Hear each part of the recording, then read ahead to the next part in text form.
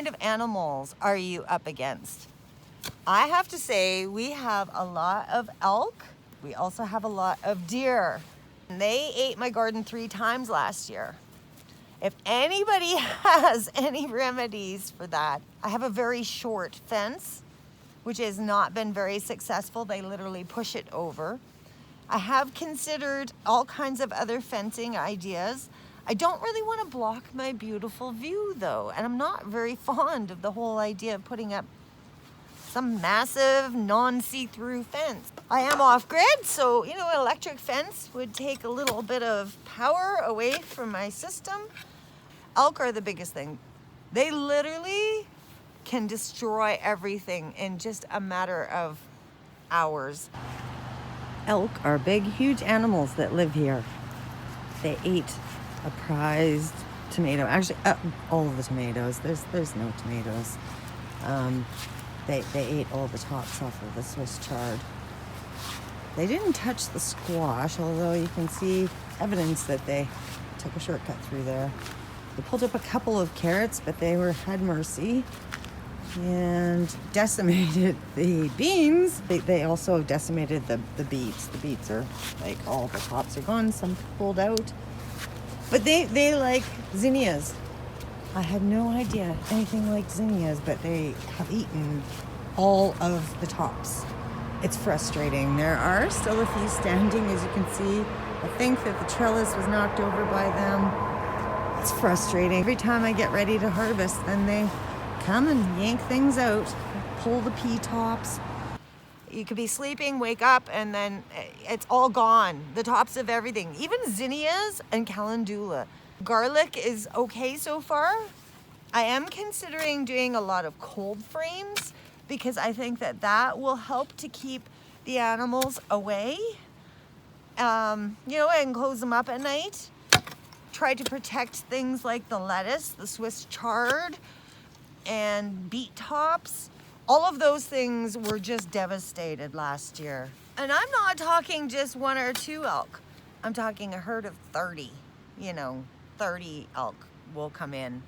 I have looked like a freak show many times trying to scare them off. Dakota knows better than to go after them because he knows that they are too big for him. And there's too many of them. Now, he will go after the bears. He has no problem going after the bears. He's such a good protector. He is my buddy. Look at him up there. He's just on guard, watching for everything. He's just such a good boy. It's mud season, not my favorite. And good old Dakota, he loves to dig in my gardens. And my poor little tree. Dakota, did you do that? Did you do that in my garden? Did you dig in my garden? You know you're not supposed to dig in my garden. You're not supposed to, right, buddy? Right? Don't dig in the garden? Oh, he's like, I didn't do that. No, couldn't have been me, right?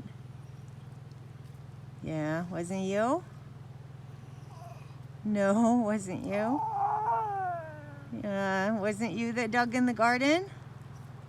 You didn't do it? No? Yeah, you did you dig in the garden though, buddy?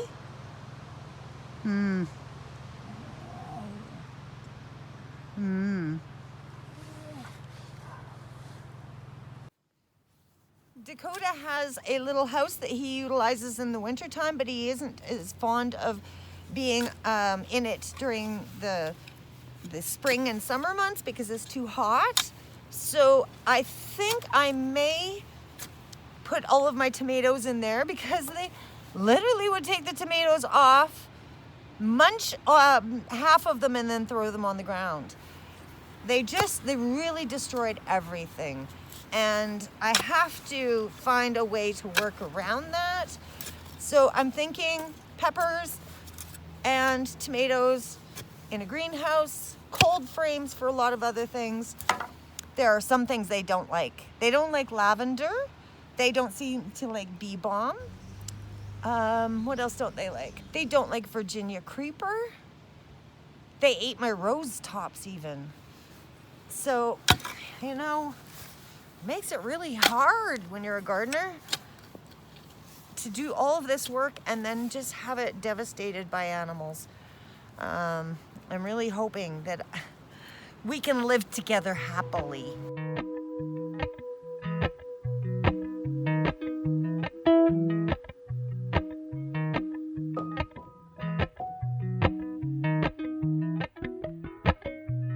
Appalachian sunrise meets my skin. Even with my eyes still closed, I can feel it coming in. Golden